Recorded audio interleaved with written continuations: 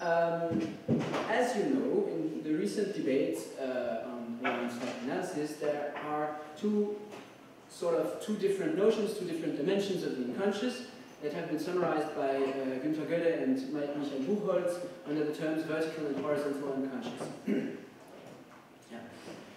By vertical, Gödde and Buchholz mean the thoughts and affects that are accumulated in the course of human, or it's just in the end. Okay, good. By vertical, they mean the thoughts and affects that are accumulated in the course of human life, that have been repressed and thus made unconscious through psychodynamic processes. And by horizontal, they mean the intercorporeal space of resonance, normally unnoticed but co-responsible for the way a relation unfolds. These two modes of the unconscious have been stressed in various ways in various different traditions. Of course, Gödde and Buchholz very much insist that both dimensions are present in Freud's work. One can still say that the psychoanalytical tradition has tended to emphasize the vertical unconscious, whereas the phenomenological approach might have favored the horizontal intercorporeal resonance between bodies, as we saw, for example, yesterday. So my intention here is to first discuss and criticize the idea that these two modes should be considered as two different types of the unconscious, and secondly instead, point to their complementarity, the horizontal dimension being the very access to the unconscious realm, however we describe this in ontological terms, which remains, in my view, vertical dimension in the sense of a diachronic reality. There is a depth in the unconscious, and this depth should be perhaps seen as a temporal dimension. But okay, these are just suggestions at the beginning to think together about this. And these two ideas will lead me to the third claim, that the unconscious is always a problem about, many terms, suggestion, influence, danger, in short, a problem of power, of asymmetric intersubjectivity. And in the cinematographic, I don't know how it's correct to say, in the film situation, the dimension of the resonance and the dimension of the repression are tightly associated. The spectator resonates with the film's body, one can say. I will try and explain this afterwards. Not only because the film itself mobilizes powerful means of emotional influencing, but also because the spectator lets the film slip into her intimate life and touch upon aspects that she would rather like to have left aside. This is a possibility, of course, if you are touched clearly by a film, which is also true of any artwork, but cinema is so particularly powerful because of the setting, because of the dark room and many other aspects. Okay, so now the second part, which I've called cinema as a space of manipulation. One question we might ask film theory is, how does the cinema produce such effects, such powerful emotional effects, effectively? One way is to emphasize the asymmetry between the film and the spectator. The film is seen as let's say, simplifying a little bit, an almighty instrument or machine able to influence the wholly passive spectator. The filmic experience is then seen as an experience where the spectator is sort of manipulated by the film setting and all other invisible aspects of cinema. The main proponent of this approach in the history of film theory is the French writer and theoretician Jean-Louis Baudry. In particular, in two highly influential articles from 1970 and 1975. Together with another Jean-Louis Comolli and a whole team of film critics around Les Cahiers du Cinéma at that time, Baudry, including, for example, Raymond Bellour and other people, Baudry wanted to show that the unconscious of the film had to be understood as the setting, what he called le dispositif, has been translated into English by the apparatus, reproducing the power relations and the ideological biases that are to be found in society. He was arguing in particular against the idea that the apparatus of cinema was a merely technical, scientific matter, that it was a neutral matter in political terms. But then he argues also that the specific feature of film as a medium is its technicality. Between the perception of reality by the director and the perception of reality through the film by the spectator, there is what he calls a work, un travail, a process of transformation. And the whole issue is whether the process is concealed or whether it is made visible. In other words, I'm quoting Baudry, do the instruments, the technical base, produce specific ideological effects, and are these effects themselves determined by the dominant ideology? As this is, of course, a rhetorical question.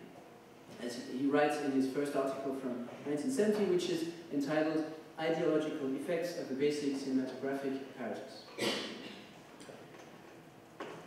First he names, then, okay, as an answer to this question, he names the frame of the camera as prolonging the project of Renaissance representation of space, aiming at showing the world as full and homogeneous.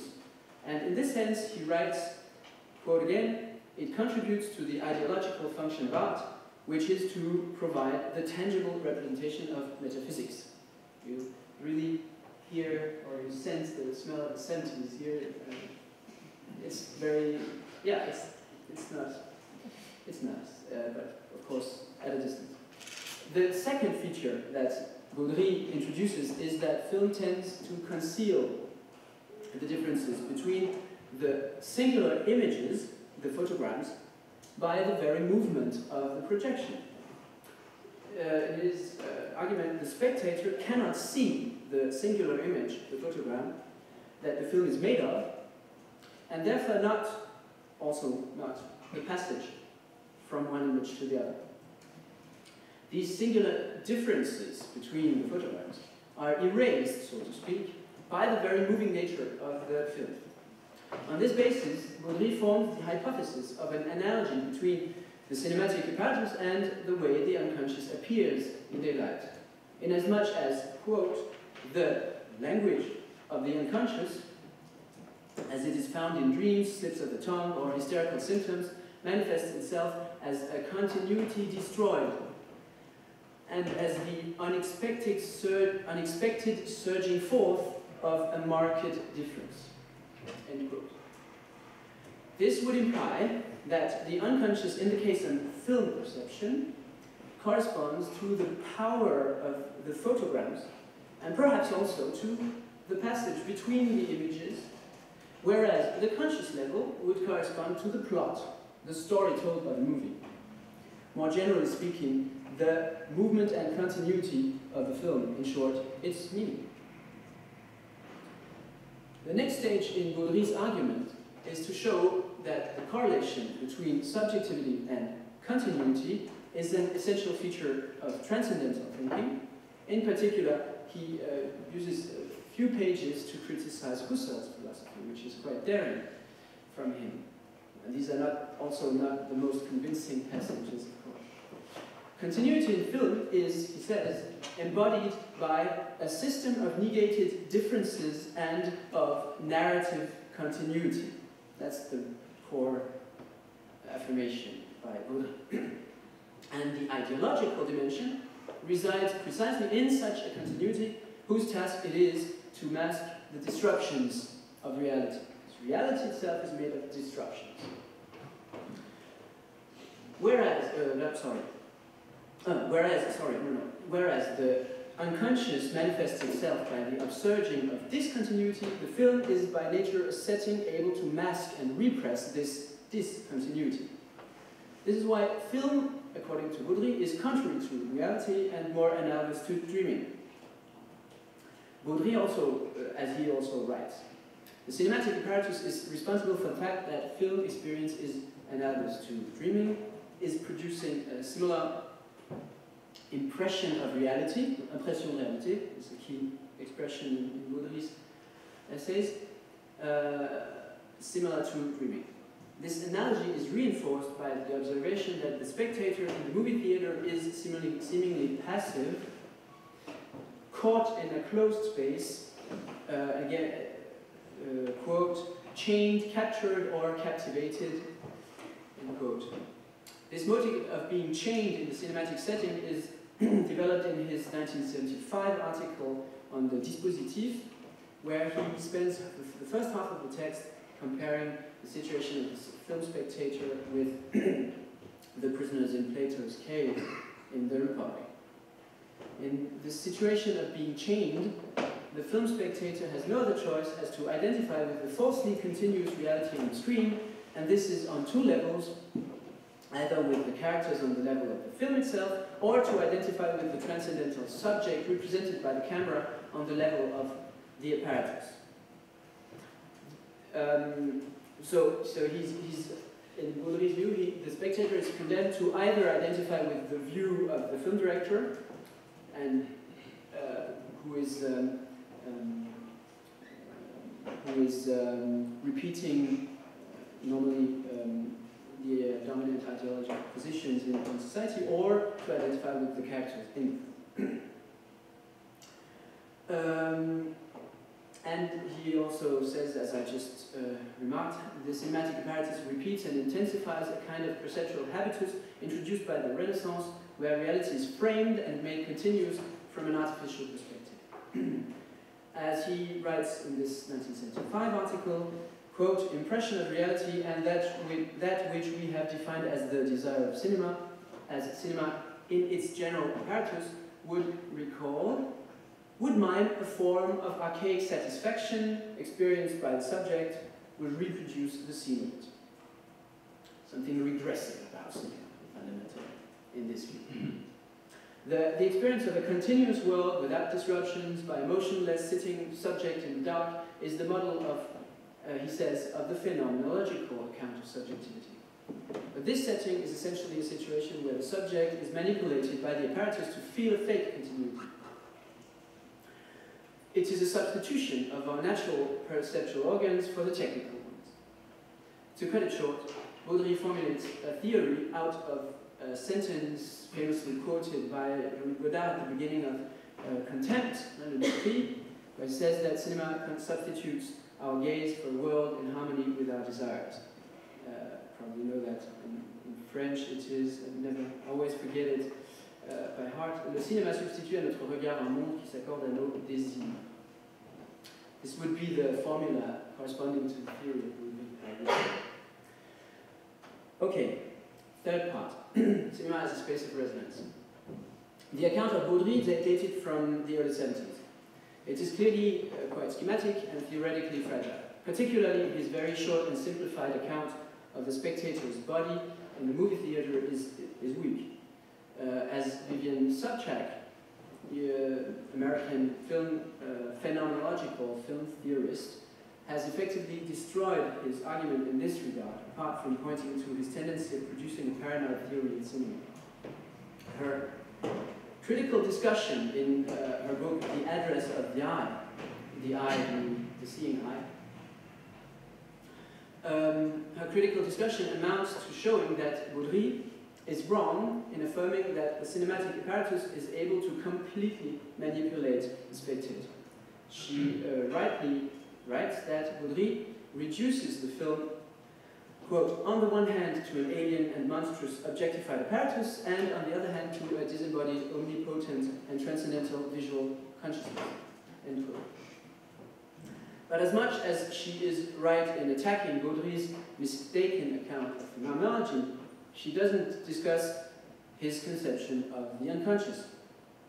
She convincingly shows that Baudry, as the rest of the apparatus theory, denies the bodily nature of the intentional subject, and that he is wrong in arguing that the film spectator is motionless and silent, since the spectator doesn't cease to be a sentient body when entering the movie theater.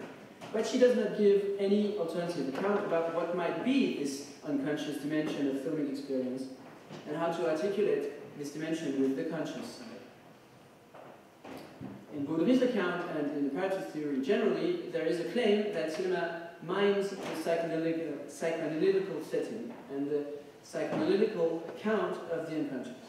The framing of the image through the camera and the meaningful narrative continuity of the film are the force repressing the unconscious that might pop up in the figure of unexpected affects, disruptions, or distractions. Baudry underlines in so doing that cinema is an asymmetrical setting. Sobchak is right to emphasize that the meaning of the film is the result of the interaction between the film's body and the spectator's body, but Baudry, in my view, was right in hinting at the inequality, the disbalance of this interaction. The film seems to me, is clearly more powerful, at least not any film, of course, but film in principle tends to be stronger, more powerful than the spectator, and it presupposes a specific effort from the filmmaker or the director to make the apparatus visible and thus to demystify the suggestive force of the film and to produce an emancipatory film practice. In Sobchak's phenomenological model, there is a real interaction. The spectator goes to the movie theater with her whole body, and the meaning of the movie is the result, as I said, of the corporeal dialogue between her body and the body of the film. As she writes, the film implicates, quote, objective is, if generally, invisible body, and instrumentality through which the visible behavior of an intending consciousness is expressed, but which is actually the apparatus in another vocabulary. And it also implicates, quote again, a visual body subject, an agent who autonomously, introceptively, and visibly perceives the visual behaviors of others, end quote. Or a little further down in the same passage, she also writes that the film is not merely an object for perception and expression, it is also the subject of perception and expression, end quote. But in viewing of the film, there are, as I already suggested, conscious as well as unconscious dimensions at play. So if we follow Sobchak's approach to film viewing and consider it as an encounter between the body of the film and the body of the spectator, one should be able to discern an unconscious dimension in the sense of at least a horizontal unconscious. And that's not her concern, and she dismisses the apparatus theory of Baudry for considering the spectator's body as wholly passive and subjugated, and correlatively the power of the film as nearly absolute. But we still have to account for this suggestive power of cinema that the spectator is subjected to. Okay, fourth part, ending the end. My claim is, so, that the cinematic apparatus does give a suited model for thinking the combination of the vertical and the horizontal dimensions of the unconscious. Or rather, is open up more precisely, it's too schematic as I just said. Rather, it opens up a space where the unconscious can be described in differentiated terms, thereby going beyond the very distinction of the vertical and the horizontal. But we'll have to change a little bit the description of the apparatus. Baudry affirms that the cinematic or unconscious resides in the apparatus, the framing, the perspective of the camera. And, on one hand, and also in the individual image, the photogram, able to disrupt the fake continuity of the moving image. The unconscious is, in other words, in the sedimented perceptual habitus carried by the historical production of the apparatus, the invention of perspective and of the technical means to produce images, etc., and also in the in-between of the continuous moving images.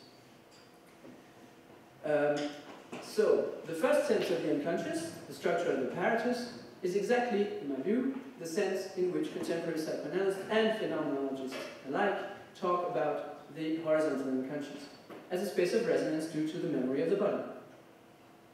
In the case of film, this is an intercorporeal space with, if we follow the Sobchak's analysis, with 3 sentient bodies, 3 perceiving perspectives involved, the perception of the filmmaker, of the film itself, and of the spectator. This situation embodies very clearly in any intersubjective situation, since any encounter between two subjects actually involves not only the 2 protagonists, but also the whole cultural sedimented apparatus of significations that is at play in the encounter. It's just more, in a sense, more obvious in cinema, around one film. And the unconscious dimension of this consists in the very structure of these sedimented meanings and the ways these meanings are marked in the body memory of the protagonists. The second sense refers to the vertical unconscious, in the sense that the upsurging of a fixed image in the continuous flow of our personal lives occurs only if there is a resonance in the affective world of the individual at a given moment. In Baudry's conception, the fixed image, the photogram, is repressed through the continuous flowing of images in the concrete movie. This fixed image is analogous to the unconscious in the classical Freudian sense, since Freud defines the unconscious as immutable, as fixed, as the unconscious contents, unconscious images, not the unconscious in general. So it's like, when it pops up, it's like an event or a fantasy that doesn't change and keeps being carried by the subject in her memory, waiting for a favorable moment to pop up and trigger an affective reaction. So this is, in my view, as I understand it, the genuine sense of the vertical unconscious, an unchanging content surging in the present from the past, be it a historical or a mythical past. Can be, it's in the ones who've read, of course, Psychiatrie will remember the idea of the unconscious as a past that has never been present. So it's not, for the verticality, it's not very important to know if the past is historical, if the original scene has really taken place, or if it's a projection. That's not the important criterion. And in front of a movie, the emotional response of the spectator is a function of her bodily resonance to the film's specific unconscious imagery. And so, as a conclusion, I will just give some suggestions about a filmmaker who's been, in my view, very clearly aware of those issues, although he remained far from any psychoanalytic discourse. And this is, we have guessed, it's Jean-Luc Godard. In his 1974, so completely contemporary with the text of Baudry, in his movie Here and Elsewhere, Ici et Ailleurs, he effectively shows that the central problem in a political film is the interval, the and, in between here and elsewhere, that he also shows as the border, on the same time a conjunction and a disjunction. He finds ways in this movie to make this in-between itself visible, both graphically and discursively. And one comes to understand that his goal actually is to set the viewing subject in motion and install a whole didactics of the image, and pédagogie d'image, as Deleuze will then formulate it in a text written a few very little afterwards, in the mid-70s or so. Godard's aim, according to Deleuze, is to make the border visible, this in between two images, and thus the very essence of their relation. In making visible this in-between, he allows a space where the unconscious of the spectator and the unconscious of the film can meet, a space where the depth of the film is a space of resonance. And I'd like to conclude on the idea that this is highly political. The cinematic apparatus is a historically and technically sedimented body that allows us to make visible things that otherwise would remain unseen, but as a machine, it is made possible by an evolution of society, as another apparatus theorist, Jean-Louis Comolli, writes in a paper published in 1980. The tools always presuppose a machine, and the machine is always social before it is technical. You'll have recognized the whole Deleuzian and Guattarian machine complex here. The point in introducing this notion is to suggest that the matter is as political and social as it is individual and psychological.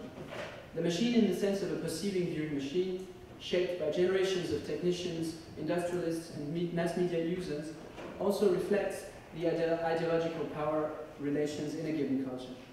This also explains the continuous appeals of Godard against the Hollywood machine in favor of his little film factory.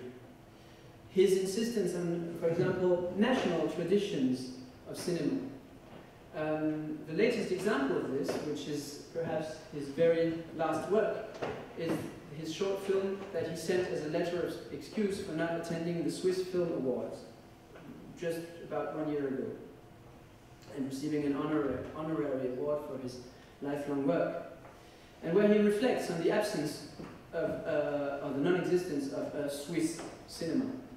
a national cinema, as a cinema expressing a collective way of viewing. And the text, he says, reads like this. I translated it. It's not easy to understand. You'll see why right away.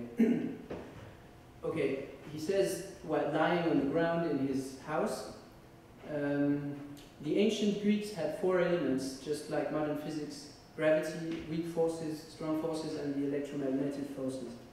Four walls in the West to support a little more the 21st century. But no roof, no you and me. Pas de toi et moi. Nice word pun. And entire peoples without a protection in the imaginary world. Sans protection dans l'imaginaire. Whereas, 1 century ago, the four big film industries, the Russian, the French, the German, and the American, assured the faith of nations in themselves. End quote. So in order to have faith in themselves, the nations need a symbolic roof offered by cinema, a roof protecting and nourishing their imaginaries. This is undoubtedly also an unconscious dimension of filmmaking, and it is intimately tied to the technologies of image producing. The issue at stake here is a cinema that allows the spectator to unfold her autonomy and her spontaneity in the encounter with the film's bodies. In order to achieve this, the film has to be reflective about its own body, in order to accompany and intensify the reflective capacities of the spectator. And to end with another example, just to show the different strategies used by Godard to unfold all this, is the use of the 3D technology by Godard in his last feature film, Adieu au langage, came out in 2014. Film is in 3D, but actually the 3D is just a way of separating the view of the right eye and the view of the other eye, the left eye. With the 3D glasses, you see both at the same time. And if you take off the glasses, it gets confused. So it's not that you see any depth, you just see simultaneously two different scenes with both eyes, and if you take off the glasses, you just don't see anything clear. So this is a way of teaching the spectator a lesson about the technical setting of the film, and thus empowering her capacity of perception in front of any other film. This happens not on a conscious level, also not on a psychic level, but it crosses through the political, social, psychological, and the technical. And so I think I've talked enough. I don't know if there's still... Do I still have 1 or 2 minutes? Yeah. Okay, so let me just show you this 2 minutes from this. It's a very short film anyway, of Godard last year. Il faut encore remercier. Il faut encore remercier. Il est très étrange que j'avais appris que cinéma suisse, parce qu'il n'y a pas de cinéma suisse. Oh, il y a des films suisses, et des films de liard aussi, des films finlandais, des films africains. Mais le cinéma, c'est autre chose. Les Grecs avaient 4 éléments. La physique moderne, pareil. Les 4 éléments de la maison du monde. La gravité, les forces faibles, les forces fortes et les forces électromagnétiques. 4 jours en Occident pour soutenir encore un peu.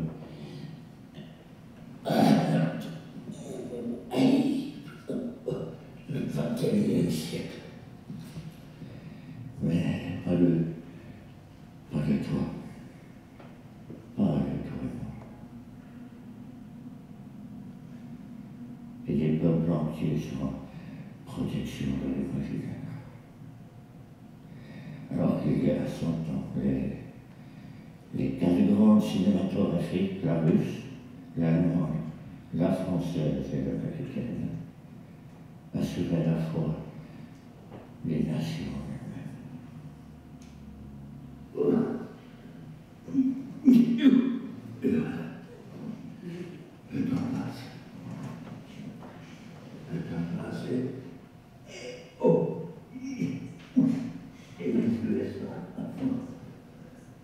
es la forme que la froide africaine avec Staline. Les Américains découvrent qu'à force de quantité, on peut faire s'en aller les qualités. Du Hollywood, n'est-ce pas? Et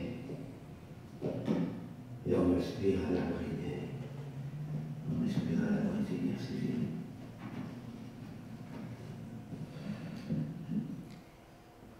Alors on dit Hollywood et on respire à l'abri des guerres civiles. Voilà, okay, it's just